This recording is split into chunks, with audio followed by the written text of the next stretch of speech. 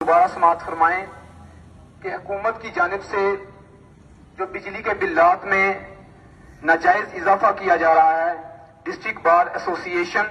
انجمن تاجران اور میرپور کی تمام سیاسی اور مذہبی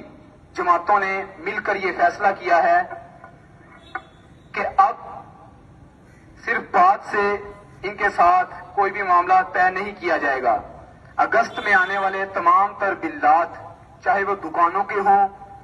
یا گھروں کے ہوں یا کہ مساجد اور مدارس کے ہوں، وہ جمع نہیں کروائے جائیں گے، اور جمع نہ کروانے کی صورت میں اگر محکمے کی جانب سے کوئی بھی شخص آپ کے گھر کا، آپ کی دکان کا یا آپ کے مدرسے یا مسجد کا کنیکشن کاٹنے کی کوشش کرتا ہے تو پہلے آپ اس کو روکیں۔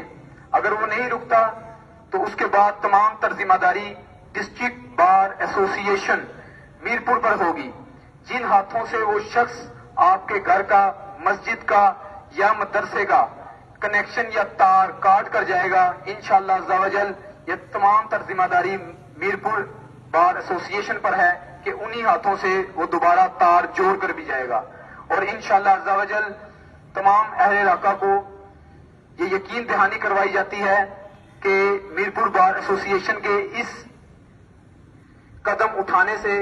انشاءاللہ جو ناجائز ٹیکسز ہمارے بلوں پر لگائے گئے ہیں یہ واپس لیے جائیں گے،